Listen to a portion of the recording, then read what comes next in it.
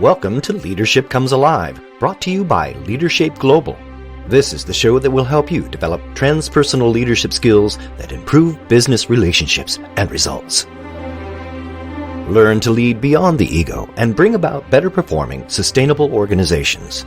Accelerated learning in a virtual environment will make sure your leadership comes alive. Hello everyone, this is Danielle Grant from Leadershape Global. Thank you for being with us today on Leadership Comes Alive. And joining me today is Sharon Olivier. Sharon is a friend of Leadershape's. Sharon is an inspirational speaker and was previously the business owner of a management consulting firm. She teaches, researches and consults in strategic HR, leading in the 21st century, ego, eco and intuitive intelligence in leadership, engagement, polarity management, diversity and inclusion, as well as the neuroscience of reframing unhelpful patterns and heart intelligence. She has co-published a book on personal resilience called Diamonds in the Dust. Sharon holds an MA in industrial psychology. She's a master practitioner in NLP, neuro-linguistic programming, and a PNI, psychoneuroimmunology practitioner, and has over 20 years of experience working as a senior leader, OD consultant, learning facilitator, coach, and speaker. Throughout her career, Sharon has worked with an extensive list of clients, including Ipsen Pharma, NATO, Lufthansa, the Egyptian Banking Council, VW Audi, BMW, Land Rover, De Beers, Anglo American, Sage Life, the University of Johannesburg, and Sasol International. Today we're speaking about organisational resilience, which is a topic that is increasingly important and is something that we discussed for individuals last time. But in order to make it grow and thrive within our organisations, we need to look at it from that next level up. This topic's more important than any time in the past 50 years because of the levels of stress we're experiencing because of COVID-19 and the knock-on effect of that on our organisations and vice versa. Sharon, welcome to the show again. Thank you very much, Danielle. It's a great pleasure to be here. We're going to be talking more about the resilience of organisations today. So I'd like to start by asking you, do you think resilience is something that can be developed at a team or organisational level? Many leaders that I've met have said something surprising. They say resilience is the problem of each individual.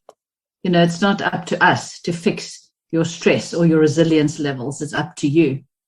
But I would disagree with that and say that a team or an organization can do many different things to help resilience, to create more resilient people, more resilient teams, and more resilient cultures. Definitely, yes. So how can this be achieved? I think if organizations are truly serious about addressing resilience and well-being, a big thing is to raise awareness of what do we mean by stress, what do we mean by resilience, helping people through tools and diagnostics to look at themselves, to become more self-aware. Many of companies' resilience programs is only about cholesterol, diet, physical exercise, eye tests. Very few are addressing, are you able to manage your emotional diet? What is your spiritual diet?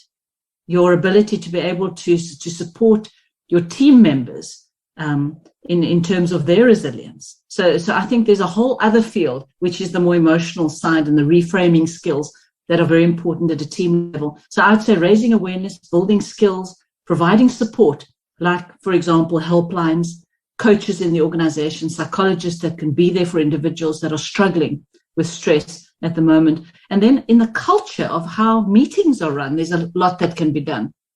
A colleague of mine has just written a book called The Human Moment. Are you introducing humanity and human moments into your team meetings where people are able to connect as human beings? Very simple thing.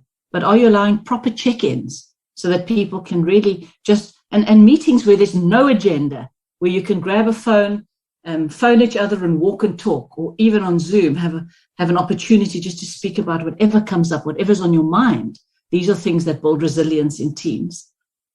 As a team leader, you could model some of the reframing ideas that Yes. that we discussed. Absolutely. I think the team leader plays a very important role. There's this thing called emotional contagion, that whatever the team leader's thinking, the emotions are rubbing off. It's like a virus, hopefully not COVID, but it's a virus that everybody catches in the team, is the emotional diet actually of the team leader. But I think two concepts, Daniela, that stand out in research is the concept of creating a sense of belonging on the one hand, which leads to something called psychological safety. That's what I think teams can do and leaders can do. So tell me more about what you mean by belonging and psychological safety. Well, as young kids already, we develop between the age of 2 and 8 a very strong need to belong to something. The need for family becomes very important at that young age. That need never leaves us. And so many people feel they don't belong in their teams. In my research, people have reported, I just don't fit in here. This is not my place. I don't feel that I can speak up. I don't feel that I'm cared for. I was in hospital last week. Nobody even phoned me. A sense of I'm part of something like a caring unit, a tribe, a family, where I'm important, where I matter. That's crucial. And if we don't have that, we feel alienated and we feel stressed.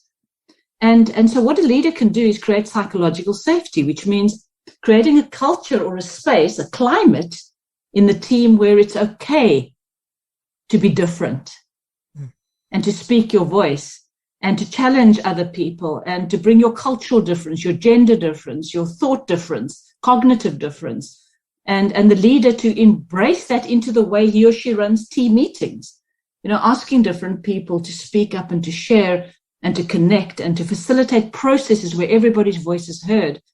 And then, of course, to show appreciation, I think, for the different voices, not just keep quiet, but to really actively encourage her to say, I love that. That was a very fresh way of looking at Danielle. Tell me more about that. And so people start to feel encouraged and safe to be able to be more and more of themselves to work. So how does this belonging and psychological safety enhance resilience? What are the linkages there? Well, I think as soon as people are stressing about not belonging and not feeling safe and alienated, it immediately affects their emotional resilience. They feel off balance, as I said last time, off center, because their center is who they really are. It's the courage to bring their true giftings rather than emulating the culture. I wrote, recently this book about ego and eco and intuitive intelligence. We found that people that are operating in a very ego, top-down hierarchical culture, but they're very eco, very inclusive, embracive in their own personality style, really feel alienated in an ego culture. There's a sense of I don't fit here. And that causes high levels of stress. I don't fit, I don't belong. That causes them to wake up in the middle of the night, not being able to sleep. And so therefore there's a direct link then between psychological safety and personal resilience. Yeah. And I've been in a situation where I felt I've been forced to operate and to live in conflict with my values, and that's not a sustainable situation at all. No. And even if we go back to something terribly simple, if you were ever the last child to be called and chosen for a sports team, you know how awful that feels, and that's just a tiny thing, but it has a long-lasting impact. Yes, absolutely. Absolutely. Are you an executive coach and need to take your practice to the next level? Now you can by becoming an ICF accredited transpersonal leadership coach. Brought to you by Leadershape Global, Transpersonal Leadership Coach Training is an intensive learning program designed to differentiate your coaching practice. Learn to work with leaders so they can create performance-enhancing, caring, ethical, and sustainable cultures through being a transpersonal leader. And give your practice some TLC that will make a difference. Find out more at leadershapeglobality.com. That's leadershapeglobality.com. Tell us a little bit more about how leaders can go about fostering that sort of belonging and psychological safety. Kind of summarize a couple of top tips. Yeah, I would say curiosity. Are you as a leader curious to get to know each person and their diverse ideas, their unique essence? Very few leaders know what the unique essence and talent is that each person brings to the team. So how much time are you spending on getting to know your team members and encouraging them to be themselves, to bring their whole self to work? Number two, are you modeling openness in the way you are leading? Are you modeling curiosity and openness where in the way that you run your meetings, in the way that you empower people to get on with things, the way that you're open to feedback yourself? Are you asking for feedback about your own leadership style? And are you giving feedback in a constructive way? The third one is compassion. As leaders, are you showing compassion, that you care about people, and about them as whole people, not just about them as a resource that's there to do a job? And are you finding opportunities to share that with them? And then how inclusive are you in including the different voices into the room? We have a little checklist sometimes that we use at Ashridge where we get people on Mentimeter, for example, just to rate the psychological safety in their teams. We ask them questions like this: I'm comfortable with the people in my group. I feel comfortable putting my ideas forward, by giving and receiving feedback. I could fail openly. It's okay to fail in this team without, negative consequences. I feel a sense of support from the people in my team. I feel I can trust them, and I feel confident that I can achieve my own personal goals by being part of this team. So that's I think, all important little criteria for psychological safety. That's a great checklist. So if we now focus on the leaders themselves, why do they need to be resilient themselves? And what advice would you give them to develop their own resilience? Yeah, as I mentioned earlier, this thing of emotional contagion is very real. If the leader's falling over and ratty and not sleeping at night, you won't believe the impact that has on the morale of the entire team. Sometimes, now that we're working virtually on Zoom, leaders are very unaware of that.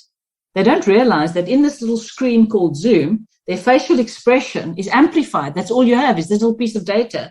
They're sitting there frowning and looking at emails and not connecting. It has a massive impact on the team. And the leader's stress levels will become very evident very quickly. So I think leaders need to look after themselves first, self-care practices, making sure that there's some balance in their life, that they've got some boundaries. The other thing that I would say is, how can you lighten up a bit as a leader, bring more fun? Wonderful work's been written on this called the levity effect. Why it pays an organization to lighten up? Are you creating some fun in your teams where people smile more, laugh more together? There's some wonderful ideas going around at the moment where you can involve your team members to create fun events, even walk and talks out in their parks, on Zoom, rather than sitting in front of the screen on a chair. Movement, jokes, entertainment, aperitifs, celebrations, celebrating people, and so for so many things we can do. So I think the leader really needs to walk the talk in lightening up and looking after the resilience of themselves firstly, and then their teams as well. That thing about lightheartedness really resonates because, of course, Patch Adams famously, his whole philosophy around healing people was around generating amusement and laughter. And the one thing I know from my own research is that oxytocin, the bonding hormone, which is generated both through human connection and fostered through laughter, is a great way of fostering oxytocin. It acts to depress your stress hormones, your cortisol level. So when your oxytocin goes up, your cortisol automatically goes down. So by generating that laughter, you're actively changing the hormonal balance in everybody's bodies. Yeah, so 5 minutes of belly laughter brings cortisol down by about 40%. Yeah. So, I mean, and kids are laughing 300 times a day, adults 5 to 10 times a day. So if you have got little kids at home, are you really laughing with them or telling them to shut up and be quiet? What an opportunity. What a gift we have if there are kids in the home that we could laugh with. I wonder whether that's part of the reason why there's so many funny memes going around, because people are intuitively trying to make one another laugh and therefore assist in dropping stress levels. Absolutely. Yeah. It's amazing how resilient we actually are and how we automatically do the things that are good for us.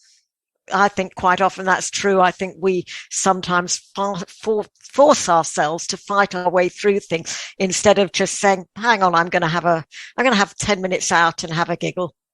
Yeah. Let's not take ourselves so seriously. Just a thought for you today. Leadershape have an ICF accredited transpersonal coach training course. If you or someone you know may wish to know more about it, please visit leadershapeglobalcom/TLC. Thank you so much, Sharon. I really appreciate all your wisdom on resilience, and I'm sure that's going to be of massive value to all our listeners. So I'd like to thank you very, very much for being with us again today. It's a great pleasure. Thank you. So that's all for today's episode of Leadership Comes Alive. I'd like to thank Sharon Olivier very much for being with us today, and thank you all for listening.